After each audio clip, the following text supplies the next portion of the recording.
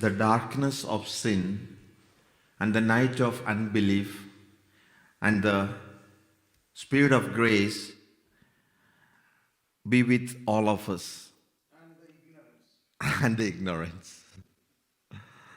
And the heart of Jesus live in the hearts of all. This is one of the famous sayings by Arnold Jansen. The darkness of sin and the night of unbelief vanish before the light of the word and the spirit of grace. That's what he would say.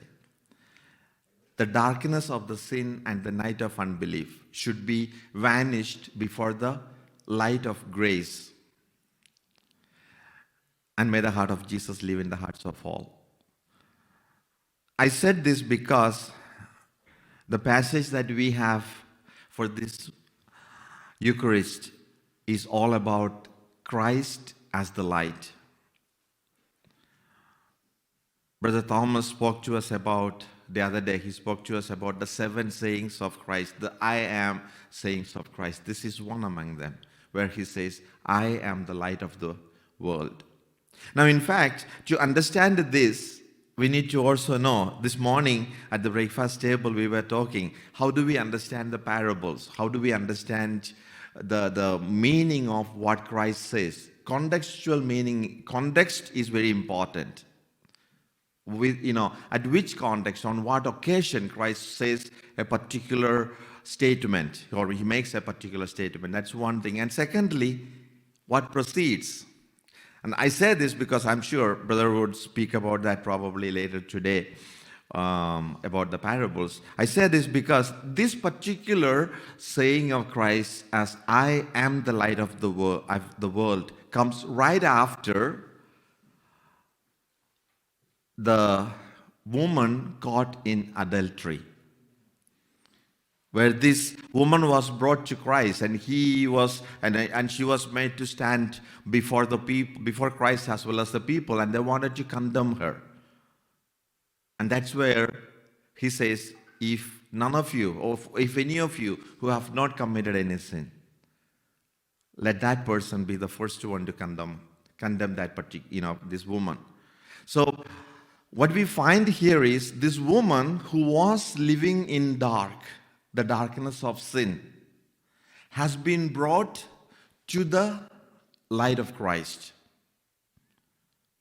And then he goes on to speak about the truth.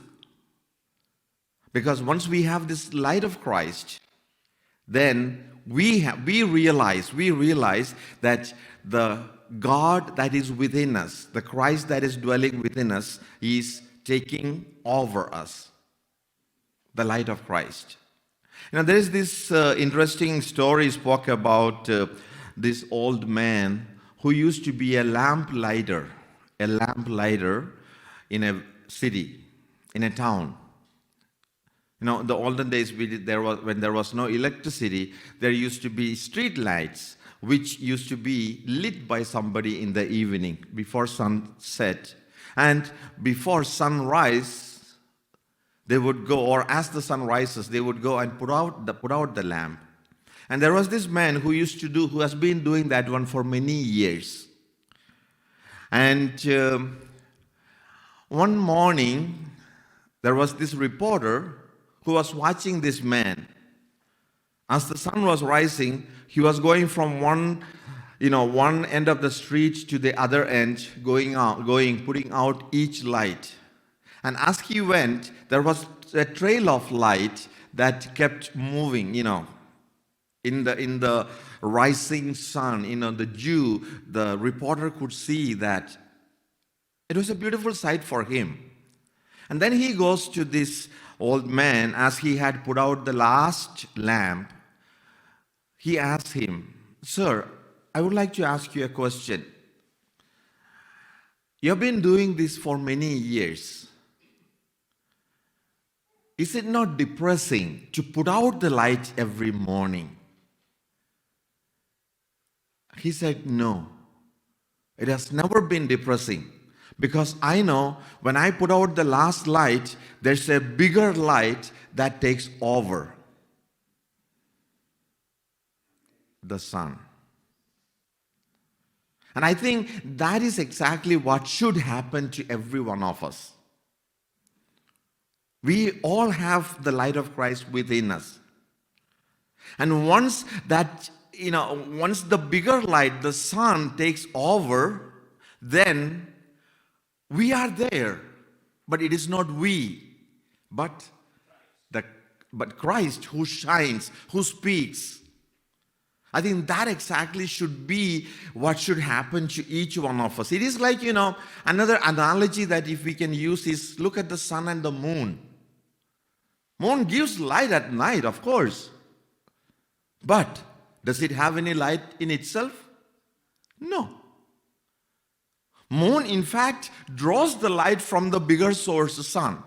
And that also, moon cannot have that side of moon which is not facing sun, any light. So as long as the moon is focused, faced on the sun, only then can it give light. We are the moons. We are the moons. Christ is at us at the center. He is the light of the world.